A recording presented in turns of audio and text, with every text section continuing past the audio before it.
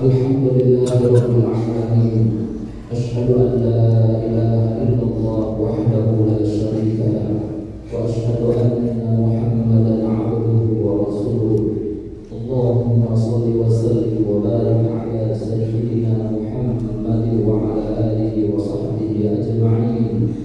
Amma ba'du fa ya ibadallah, usikum wa nafsi bi taqwallahi wa ta'atihi faqad faza al-muttaqun. A'udzu billahi minasy syaithanir rajim. Ya ayyuhalladzina amanu taqullaha haqqa tuqatih wa la tamutunna illa wa antum muslimun. Shadaqallahul 'azim wa balagha rasuluhun nabiyyul karim.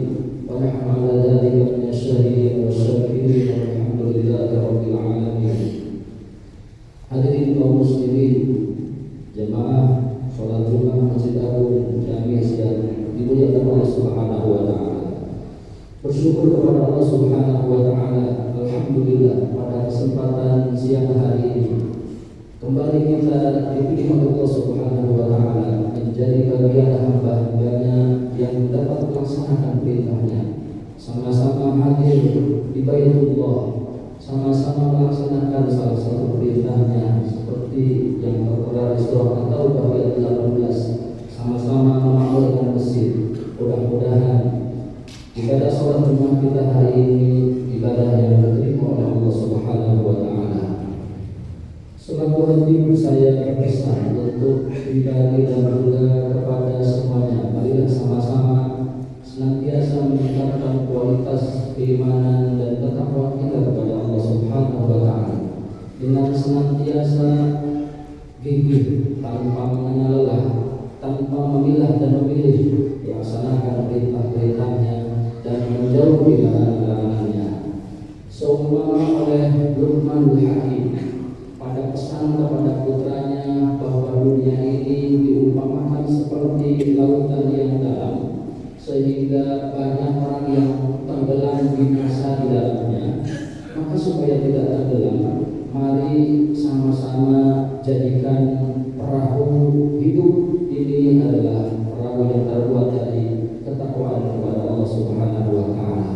Mencintai dunia tanpa melupakan akhirat, mencintai hidup tanpa melupakan kematian, mencintai harta tanpa melupakan dan sadar bahwa semua itu akan dihisab, mencintai rumah megah tapi juga tanpa melupakan akan persiapan kita kelak di alam kubur, mencintai makhluk tanpa melupakan Sang Khalik selaku penciptanya. Hadirin jamaah rahimakumullah, hari ini kita berada di awal tahun baru Hijriah 1447 Hijriah.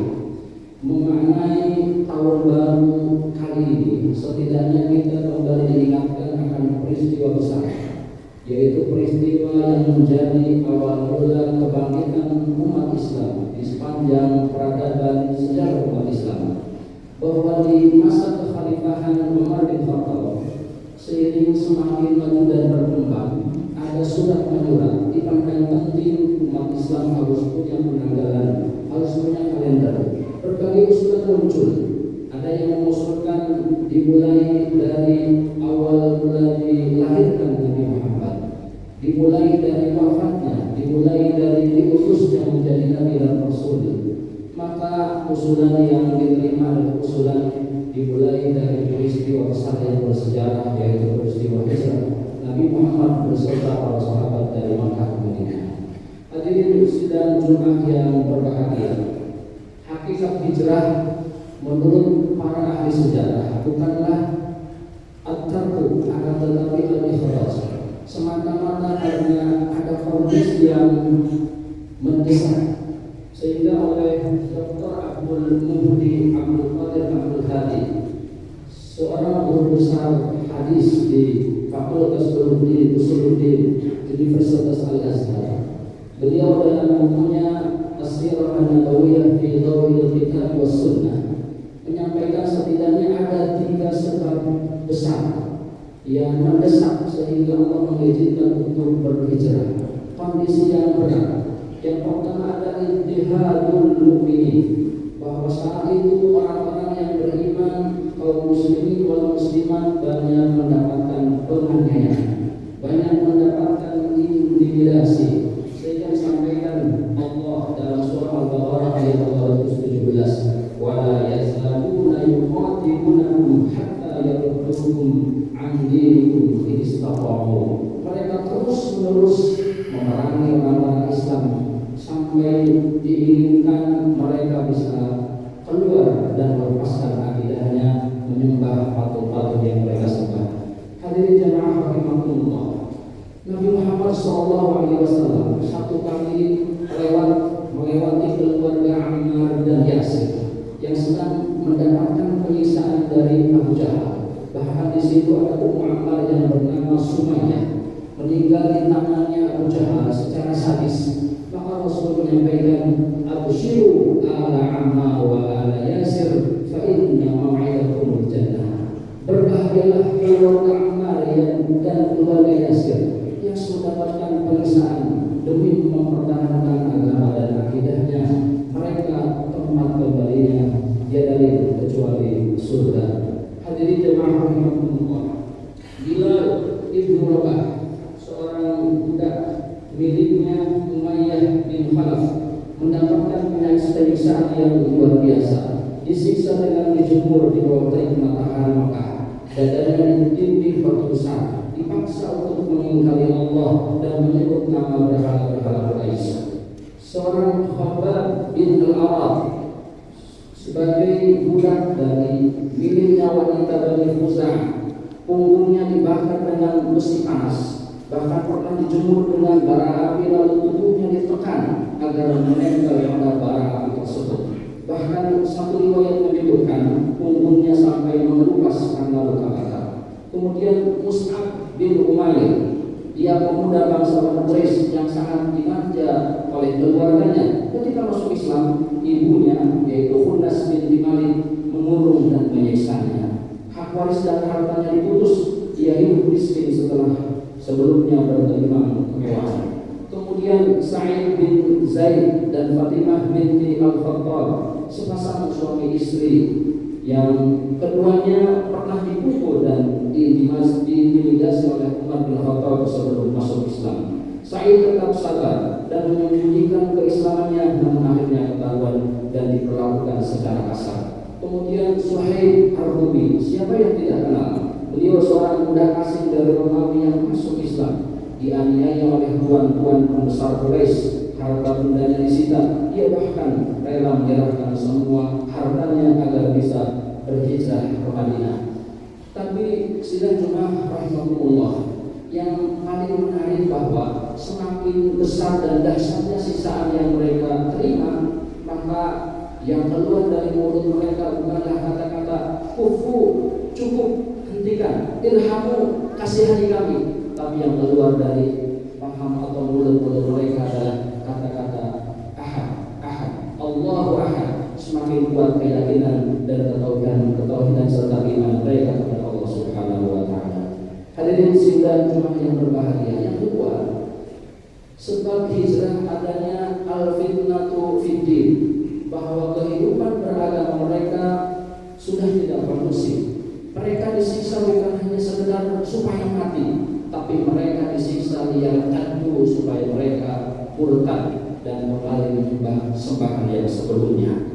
Kemudian yang terakhir, ini yang paling besar, bahwa pada saat itu berkumpul 14 tokoh Quraisy di Darun Nadwah yang disebut dengan Parlemen Makkah, merundingkan bagaimana menyikapi umat Islam yang sudah mulai berpindah ke beberapa daerah termasuk ke Madinah, termasuk juga menyikapi bagaimana Muhammad yang semakin banyak pengikutnya.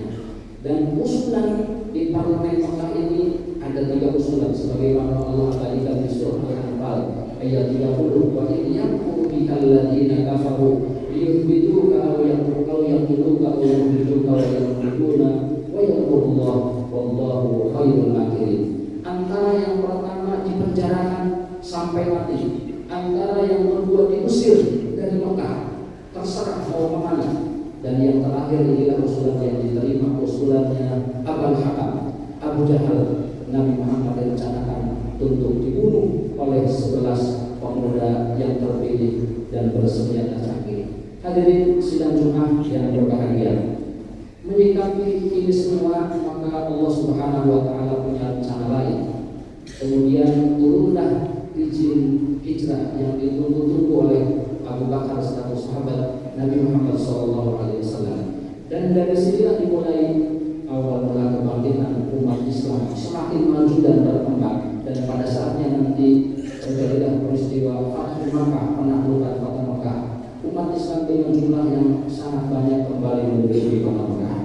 Hadirin sidang Jumat yang berbahagia, maka apa pelajaran yang dapat kita petik dari pelajaran hijrah ini? Setidaknya yang pertama ada pelajaran syiddatu adawatil kuffar lil muslimin, betapa dahsyat permusuhan yang diperlihatkan oleh orang-orang kafir. Kemudian yang berikutnya adalah Allahu nasirul mukminin. Sesulit apapun, selama orang yang membela dan mempertahankan agama Allah, maka pada saatnya yang tepat Allah akan memberikan pertolongan. Maka kita doakan mudah-mudahan saudara-saudara kita di Palestina dan di negara lain umat Islam yang saat ini sedang teraniaya, semoga Allah secepatnya menurunkan pertolongan. Ya Allah, amin ya Allah ya rabbal alamin. Kemudian al-akhdhu bil asbab min an-najah min Allah. Rasul memperlihatkan betapa dalam hidup harus menempuh syariat, usaha ikhtiar, sambil yakin bahwa hasil sepenuhnya adalah hak prerogatif Allah Subhanahu wa taala. Dan tentu ada banyak hal lain pelajaran yang kita petik. Maka setidaknya semangat hijrah pun harus tetap ada dalam diri kita. Semangat hijrah yang sesungguhnya yang kata Rasul adalah man hajara ma nahallahu anhu, untuk semangat meninggalkan segala yang dilarang oleh Allah Subhanahu wa taala. Semoga kita semua senantiasa diberikan hidayah dan istiqomah oleh Allah Subhanahu wa taala untuk melaksanakan perintah-perintahnya dan menjauhi larangan